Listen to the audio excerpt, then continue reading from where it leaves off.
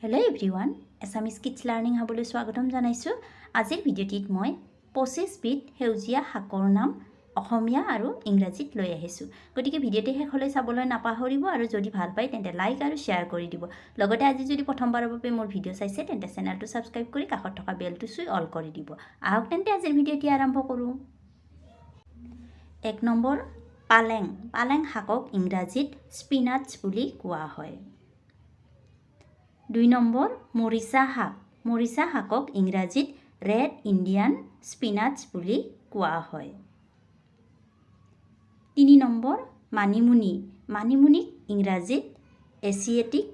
পেনিৱৰ্ট বুলি কোৱা হয় 4 নম্বৰ মানধনিয়া মানধনিয়াক ইংৰাজীত লং কোৰিয়েণ্ডাৰ বুলি কোৱা হয় 5 নম্বৰ খুতুৰা শাকক ইংৰাজীত গ্ৰীণ অমৰনাথ বা গ্ৰীণ কেলালু বুলি কোৱা হয় 6 নম্বৰ ভেদাইলতাক ইংৰাজীত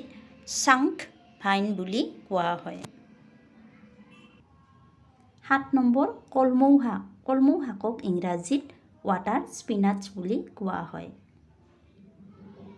8 নম্বৰ দোৰোণ শাকক ইংৰাজীত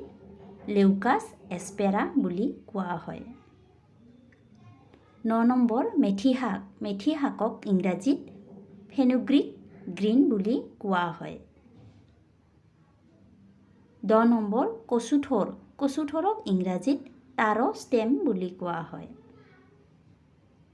11 নম্বৰ ধনিয়াক ইংৰাজীত কোৰিয়েণ্ডাৰ বুলি কোৱা হয় 12 নম্বৰ মচন্দৰীক ইংৰাজীত চেমেলিয়ন প্লেণ্ট বা হাৰ্ট লিপ বুলি কোৱা হয় 13 নম্বৰ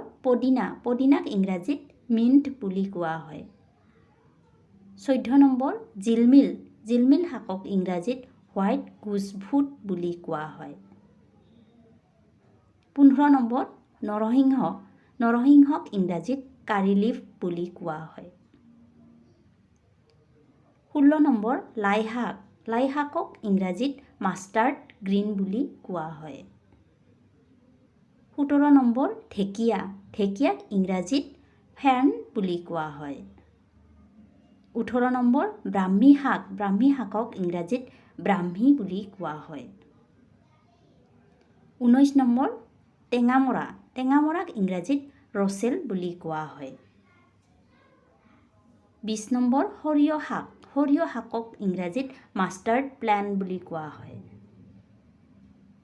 21 নম্বৰ তিতামৰাক ইংৰাজীত জুট প্লেণ্ট বুলি কোৱা হয় 22 নম্বৰ পুৰৈ শাকক ইংৰাজীত ৰেড কেলন স্পিনাচ বুলি কোৱা হয় 23 নম্বৰ চুকা শাকক ইংৰাজীত ব্লেডাৰ ডগ বা চৰেল বুলি কোৱা হয় 24 নম্বৰ চেঙৰি টেঙা